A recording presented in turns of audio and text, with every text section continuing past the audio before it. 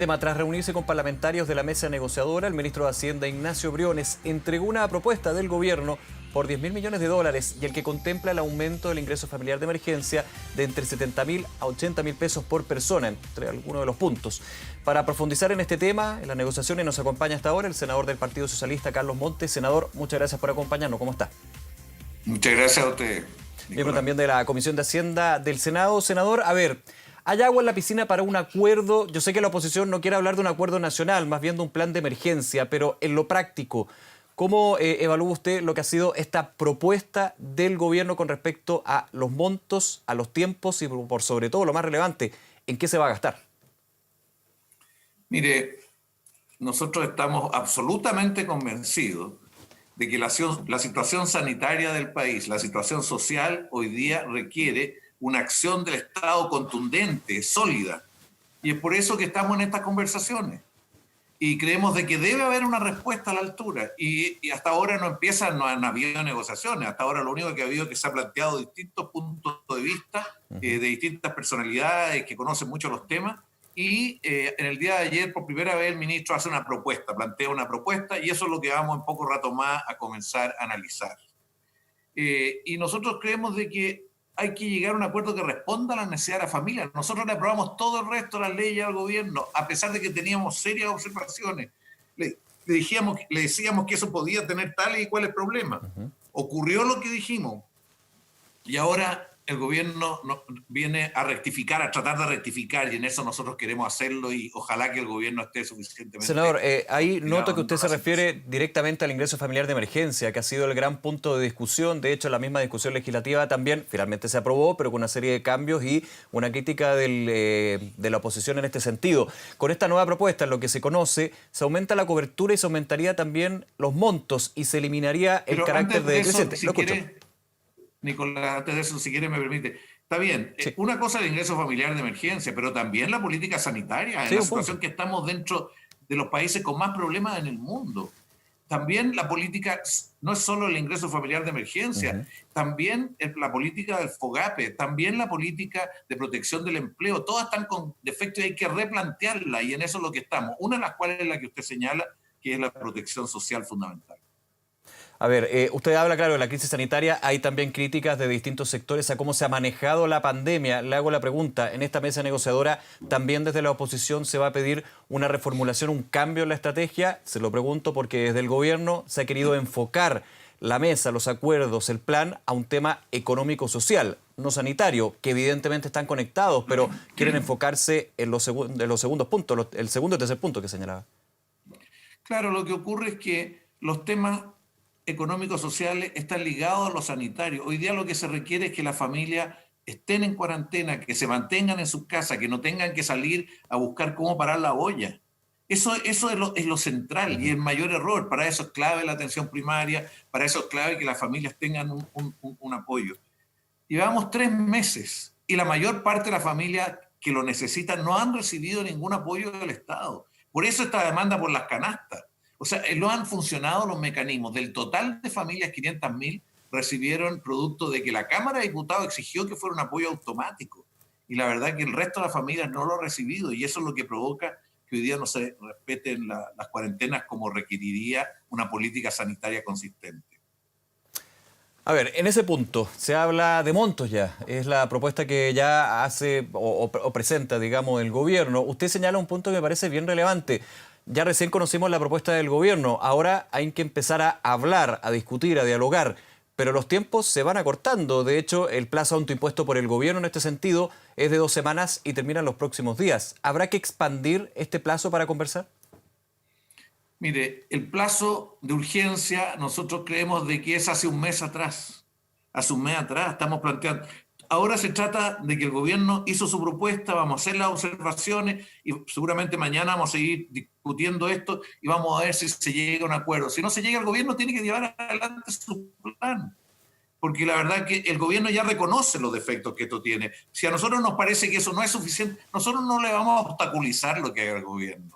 Si el gobierno quiere hacer algo que no nos parece bien, bueno, que lo haga. Nosotros tenemos claro de que ellos son el gobierno. Si nosotros estuviéramos en el gobierno lo haríamos bastante distinto.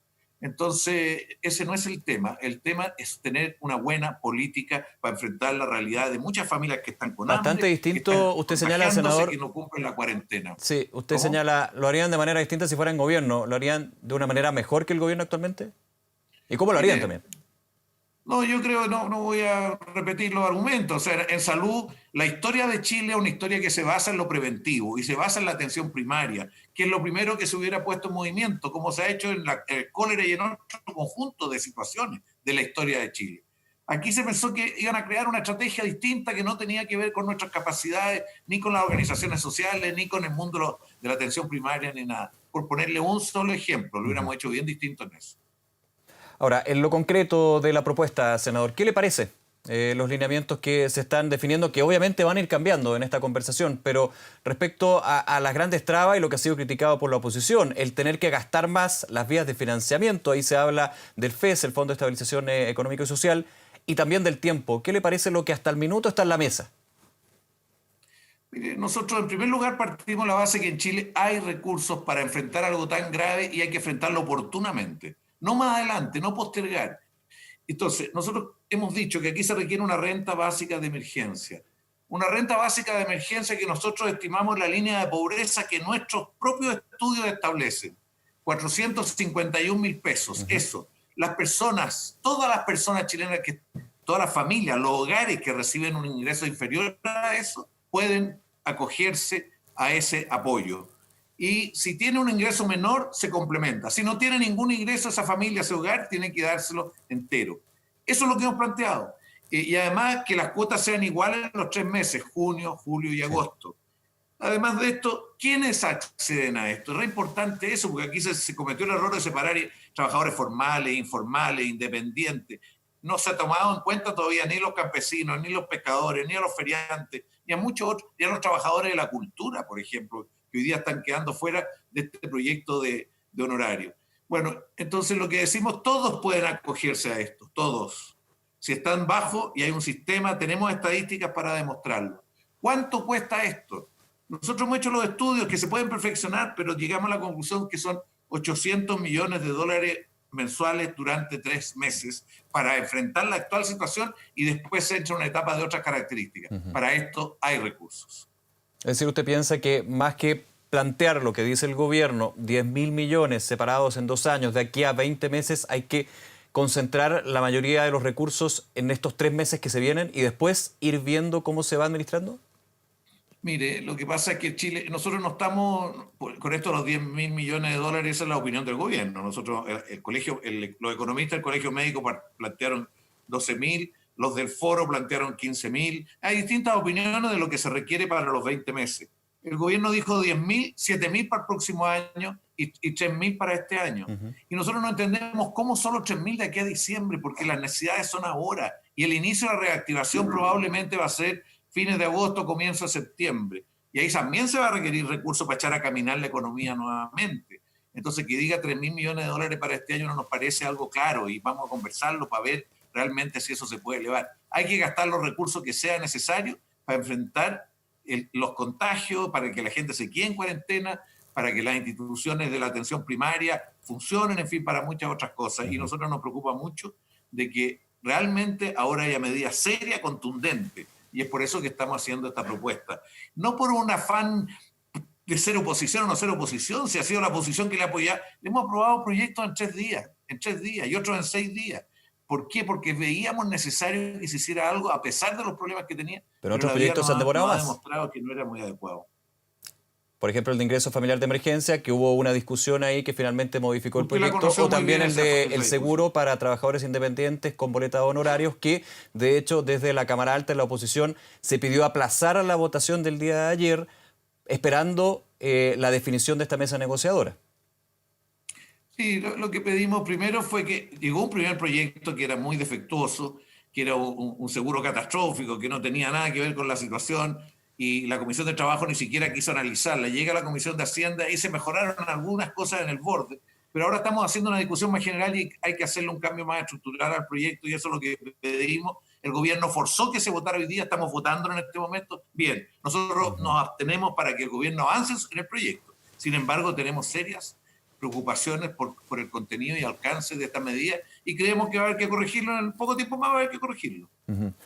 A ver, las cifras pueden ser frías en estos tiempos, pero es relevante tenerlas en consideración porque la cifra representa familias, ayuda a las familias. Me quiero quedar con un tema que usted señalaba, senador Montes, la renta básica de emergencia o ingreso familiar de emergencia, como lo establece el gobierno. En esta propuesta que se conoce hasta el minuto, que va a ir cambiando seguramente en la negociación, se establece un aumento del actual ingreso familiar de emergencia hasta 80.000 pesos. Usted habla de una renta básica de emergencia que debería llegar a 450.000 pesos. Si uno hace los cálculos rápidamente, la diferencia entre una propuesta y otra es bastante extensa. ¿Cómo se llegan a promedios o acercarse una visión y otra? Porque eso, uno pensaría, va a requerir bastante tiempo y puede generar también una tensión entre las partes que están negociando en este sentido.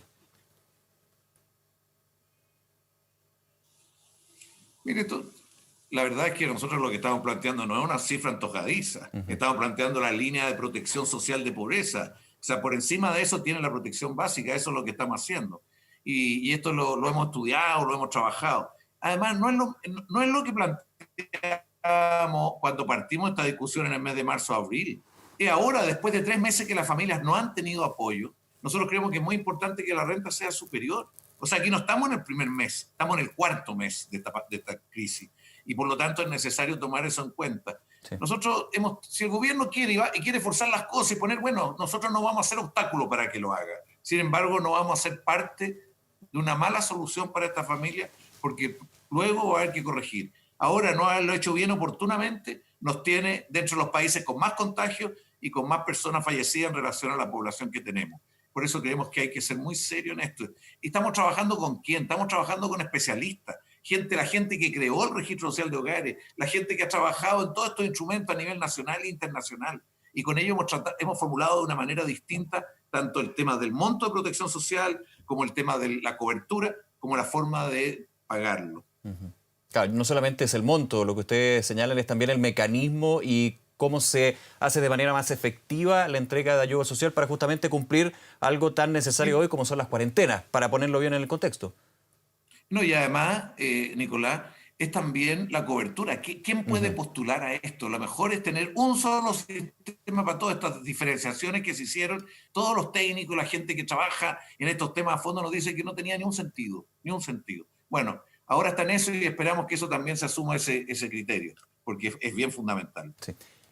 Ahora, en lo que se ha conversado, en lo que está en las propuestas, senador, ¿cuál es y usted con toda la experiencia que tiene en este tipo de diálogos, ¿cómo lo ve usted? ¿Hay una mirada de acercamiento entre la posición de un sector u otro? ¿Cómo ve usted, por ejemplo, Chile Vamos también, que tiene un papel relevante, no solamente el gobierno el que plantea, sino también Chile Vamos, el que en algunos sentidos también se ha mostrado algo disidente de la visión del gobierno, no solamente con las cajas de alimentos, sino también con el ingreso familiar de emergencia? Algunos sectores que han señalado que efectivamente el concepto de un monto decreciente no puede ser la posibilidad para los próximos meses. Sí, yo creo que en eso se abrió el gobierno. O sea, hay varias cosas que ha reconocido los errores, en otros temas no. Pero lo que quiero, frente a su pregunta, yo creo que lo que más fuerza tiene para esto es que nos damos cuenta que las familias chilenas y los trabajadores necesitan una solución adecuada y pronta y que llegue de una manera muy amplia y muy eficaz. Estamos convencidos de eso, yo creo que quizás todos. Sin embargo, hay distintas visiones de lo que eso significa y tenemos que resolverlo dentro de un par de días, 2, 3, 4 días. Tenemos que resolverlo. Si no nos ponemos de acuerdo, el que gobierna, gobierna y tiene que emprender camino con sus propias decisiones, que no son necesariamente las nuestras. Le hemos apoyado todas las leyes, le hemos dicho los problemas se han cumplido. Ahora estamos tratando de mejorar significativamente lo que el gobierno hace en materia sanitaria y en materia social. Esto en beneficio de las familias, en beneficio de lo que se está viviendo en muchos lados. Sí. Ahora, usted señala que se le han aprobado los proyectos al gobierno con respecto a esta crisis sanitaria y que si el gobierno finalmente quiere definirse con su propuesta, tiene toda la potestad de hacerlo, eso es evidente. Pero me adelanto, hago un atrás, digamos, la llamada a negociar, a conversar, a dialogar, a llegar a acuerdos, es justamente para que cuando esas medidas tengan que pasar por proyectos de ley, tengan una tramitación rápida, eficiente y que finalmente signifique una ayuda en pocos días para las familias que lo necesitan hoy en día. Si el gobierno, y si se quiebra, estoy poniendo un caso hipotético, si se llegara a quebrar la mesa de conversación, el gobierno puede finalmente plantear los proyectos de ley, pero claramente ya va a haber un contra, que es una oposición que no está de acuerdo con esos proyectos. Sí, pero en general la oposición ha permitido que apruebe los proyectos. Hay distintos mecanismos para eso, tanto en la Cámara como el Senado. La oposición ha sido muy clara. Aquí el que gobierna es el gobierno, el que dirige el Estado, el que define los proyectos de ley, define los recursos, influye en los medios de comunicación casi un 85% de cobertura respecto a otras visiones. Bueno, y por lo tanto nosotros entendemos eso y a partir de eso nosotros hemos dejado que se aprueben los proyectos. En general, o no hemos obtenido, o se ha votado a favor, algunos en contra, porque la verdad que tienen la responsabilidad, pero que el país tenga claro que nuestra visión no es necesariamente la misma que ellos tienen. Ojalá llegáramos a un acuerdo. Ojalá tuviéramos un plan de emergencia consistente. Pero si en el plan de emergencia se incorporan cosas que son muy a contrapelo, probablemente no vamos a estar. O sea, si ahí se pone, por ejemplo, de que los trabajadores no van a poder levantar demanda a fines de este año o a fines del próximo año, cosas de ese tipo no podemos aceptar. Hay perdón, senador, reducción de impuestos a empresas, por ejemplo, pensando en la reactivación, otro foco que ha puesto el gobierno ahí, ¿qué le parece? Es que lo que pasa es que eso ya lo hicimos, ya lo aprobamos en la primera ley, bajamos 420 millones de dólares a las empresas en el impuesto timbre de estampillas, por ejemplo, y otros se postergaron. Depende de cada instrumento para ver si va a cumplir el objetivo. Si hoy día capitalizar empresas significa que esas empresas van a tener más recursos para irse a comprar las empresas que no logran una salida, no es lo que más nos gusta. Nos parece que lo que debe ocurrir es que se muevan las empresas, que se desarrollen, porque lo que tenemos en política hacia las empresas, que es el FOGAPE, de 1 millón de empresas, solamente 92.000 se han acogido y a nosotros nos preocupa mucho qué hacemos con eso. Ayer fue Bernardo Larraín, el presidente de la CPC, y presentó junto a Javier Aparada y Alejandro Aravena una propuesta de reactivación que a mí al menos me pareció mucho más amplia porque era productiva, económica, y era también cultural, y era también social, era también preocupado de la salud mental. O sea, preparando una línea que hoy día solo se prepara y que se va a ejecutar probablemente a fines de agosto o por ahí. Senador Carlos Montes, como siempre, muchísimas gracias por esta conversación con Canal 24 Horas. Que esté muy bien. Muchas gracias a usted, Nicolás. Nos vemos, hasta luego.